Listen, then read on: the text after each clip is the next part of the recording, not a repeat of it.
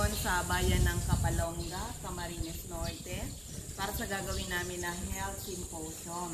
At tuturuan namin yung mga taong naririto paano pangangalagaan ang kanilang mga kalusugan. At meron ako dito sa aking tabi, napakaganda po ng kanyang kwento paano siya natulungan ng ating product.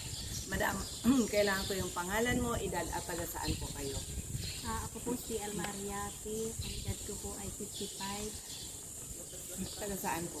Taga Kapalonga, Katyuan.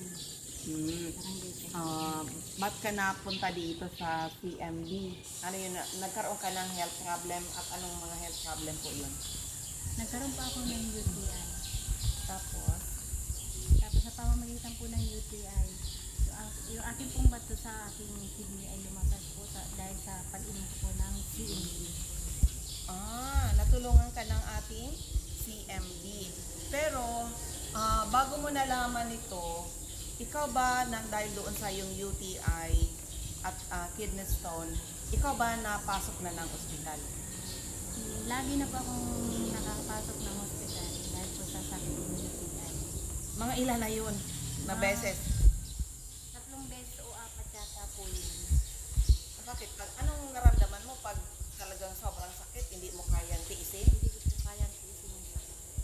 Nung napapasok ka sa hospital, anong recommendation sa'yo ng doktor? Operahan daw po. Ba't hindi ka po nagpa-opera? Kasi po lumabas po yung bato sa akin. Oo. Ano nakapagpalabas yung iniinom mong gamot sa hospital o yung CMD natin? Yung pong CMD pong ginagamit. So ibig sabihin nakatatlong beses ka na munang na-confine. Pero pabalik-balik. Ilang taon mo nang tinitiis yun na UTI na yan sa kidney stone? 4 na taon na po. 4 na taon. Sobrang masakit ba? Masakit po talaga, hindi ko po kaya. Okay. So paano mo nalaman ng about sa CMD? Ay, nirekomenda po ako ng ating sister na si Imelda Rocco po. Na gumamit ako ng CMD. Maganda nga po sa katawan. Sa totoo lang po talaga pong malakas sa katawan ng CMD. Dahil na-experience ko po talaga. Oo. Ilang drops po ininom nyo, ma'am? Ano lang po, 30 drops once a day. Mababa nga lang yun. Mababa, 30 drops. Isang beses lang sa isang araw? Hindi po, Sa isang tasa po, 10 drops. Ay 3 times a day po akong umiinom ng tubig. Okay. So, paano mo nalaman na nailabas mo yung mga kidney stone mo? Nakikita ko po. Nakikita mo? Marami ba?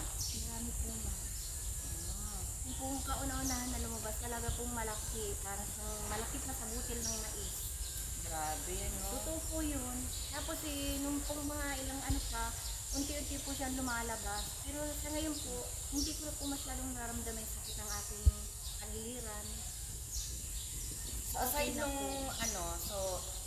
ng UTI sa kanyang kidney stone, may iba ka pang health problem na natulungan? Pinali po parang, malakas sa katawan. Malakas. Kumusta sa pagtulong po? Okay naman po sa pagtulong. Sa family niyo, may iba pa po na nakagamit ng product? Wala na po. Ikaw lang. Ano ka, first time ka mag-attend ng symposium ngayon? First time. Buti nandito ka. So ito po mapapakinggan sa radio station, iba-ibang radio station yan, para maka-inspire tayo sa mga taong may mga health problem. Anong message na mabibigay mo sa mga makakakinig sa iyo? Ang naibibigay kong payo po sa kanila ay magpatuloy po silang gumamit ng CMD dahil ito po talaga yung mabisa at maganda po sa katawan. Ma'am, anong pangalan uli at taga saan? Alma Ariati po, Barangay Katyuan. Ayan, maraming salamat, ma'am.